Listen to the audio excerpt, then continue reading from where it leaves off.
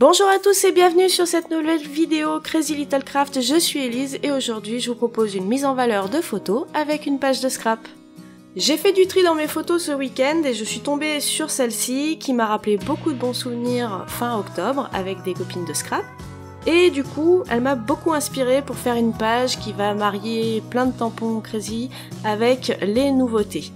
Du coup, je l'ai imprimé dans un format complètement aléatoire et je viens découper ma photo en laissant un petit bord blanc tout autour d'environ 2 mm. Pour ma base de page, eh bien, j'ai simplement pris un papier Florence en 30 par 30 et de couleur blanche. J'ai dans l'idée de centrer ma photo en hauteur sur ma page et pour avoir un repère, eh bien, je vais me faire un trait à 15,25 cm pour avoir quelque chose bien au milieu. Ce trait je le fais au crayon et puis je vais quand même partiellement le gommer parce que sinon on risquerait de le voir sur la composition finale. Donc pour pas être embêté, je vais vraiment laisser juste ce trait en suggéré. Pour m'aider dans la composition que j'ai en tête, je vais utiliser un papier A3 blanc, donc c'est du papier d'imprimante que j'avais dans un coin parce qu'il était froissé et que du coup je ne pouvais pas imprimer dessus. Je l'ai plié dans le sens de la longueur pour qu'il puisse me servir de guide et de masque dans la composition de cette page. Pour réaliser ce fond, je vais simplement utiliser du pigment liquide rouge et une éponge. Je place du coup mon guide de façon à travailler la partie supérieure de ma page et une fois que j'ai fait ce côté, eh bien je tourne ma page à 180 degrés et je recommence de l'autre. Ce guide m'a simplement servi à avoir plus d'aisance dans mes gestes, sans abîmer ce que j'avais déjà fait d'un côté ou de l'autre de la page.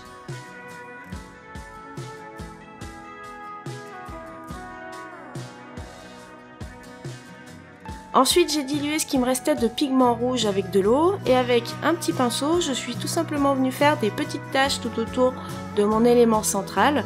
Ça donne un peu de dynamique et puis du coup on a des teintes de rouge qui sont différentes et c'est très sympa. Pour aller plus vite, je sèche tout ça avec mon heat gun. Pour habiller ma photo, j'ai décidé d'utiliser des chutes de papier. Du coup, j'en ai sélectionné plusieurs dans les tons rouges et puis dans des tons neutres. Ma page va être très monochrome. Je prends toutes mes chutes de papier et je fais des essais de combinaison sur mon fond de carte pour voir qu'est-ce qui ira le mieux. Dans mes papiers, j'ai surtout des papiers Florence unis, donc j'ai du noir, j'ai le rouge poppy et puis j'ai aussi le gris Cool Grey. Et j'ai aussi une chute de papier imprimée qui vient de la collection Noël acidulé. Une fois que je suis satisfaite de tout ce que j'ai assemblé, eh bien je vais simplement les coller ensemble. Donc je fais attention de tout coller par rapport à ma photo, mais surtout pas sur la page. Une fois que j'ai collé cet ensemble photo et papier, je le place sur ma page et je mets quelques petits repères au crayon de papier. Comme ça me permettra de le repositionner au besoin et de voir facilement les zones où je vais tamponner sur mon fond de page. On va maintenant passer au tamponnage sur le fond de page et pour ça j'ai sélectionné plein de tampons Crazy. Alors je vais pas tous les utiliser, mais en tout cas je vais vous lister tous ceux que j'ai utilisés sur mon fond de page. Vous les retrouverez en barre d'informations sous la vidéo et puis aussi sur le blog si vous préférez, avec les liens directement sur la boutique s'ils vous intéressent.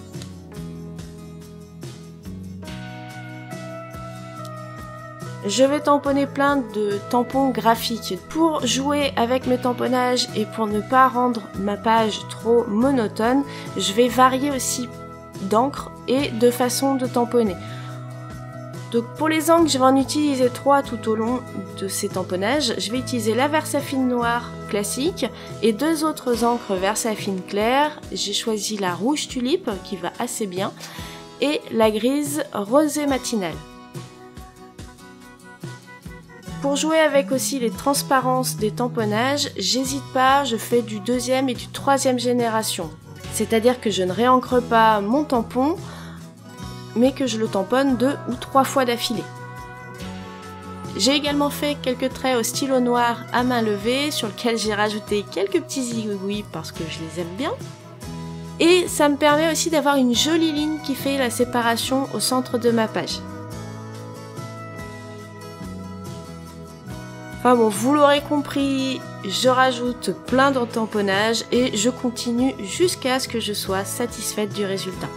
Donc il y a de tout, hein. Il y a des textes, il y a des flèches, il y a des motifs, il y a vraiment plein de styles de tampons différents. C'est vraiment quelque chose qui dynamise notre page.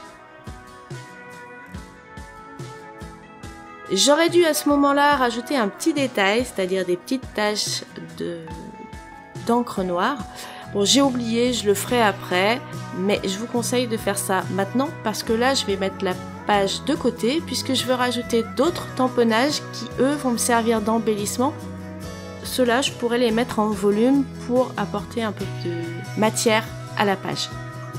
Du coup, sur une chute de papier blanc, je commence par tamponner des petits textes de la planche Retrouvailles, un des cadres en feuilles de papier usées de la planche Parchemin, une fiole de la planche Alchimie, mais cette fois, je l'encre à la Memento parce que celle-ci, je veux la mettre en couleur au feutre à alcool.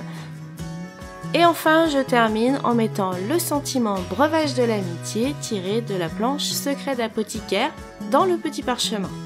Je passe donc à la mise en couleur de ma petite bouteille. Donc j'ai choisi 3 teintes de rouge, du plus foncé au plus clair.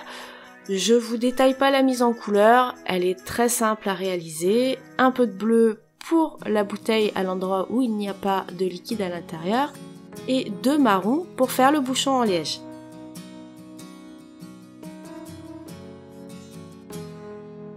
J'ai repris ma page et j'ai rajouté enfin ces petites taches d'encre noire sur le fond qui donnent du coup avec les petites taches d'encre rouge un peu de variation au niveau de la couleur. Et comme je veux pas laisser tous mes tamponnages simplement tamponnés en noir ou en couleur sur le fond, pour qu'ils aient un petit peu plus de matière, un petit peu plus de tenue dans la page, je vais venir mettre en couleur quelques-uns des cercles avec des encres Distress Oxide dans un premier temps. Donc j'ai choisi l'encre Distress noire, donc c'est la Black Soot. Et pour la rouge, j'ai pas la référence en tête, par contre, j'étais pas très satisfaite du résultat, le rouge me convenait pas par rapport à l'ensemble de ma page. Du coup, je suis venue le raviver avec le pigment liquide rouge. Voilà. Donc ça permet d'avoir une demi-teinte entre les deux. Et bien ça y est, mon fond est maintenant terminé. Du coup, je vais pouvoir passer à l'assemblage de toute ma page. Donc je vais commencer par mettre du double face derrière mon ensemble photo papier. Donc pour ça, j'utilise du score tape qui colle vraiment très bien. Et je mets cet ensemble à plat sur ma page. Je vais mettre mes petits textes de la planche Retrouvailles que j'avais mis en rouge avec le pigment liquide pour éviter qu'ils soient simplement en fond blanc.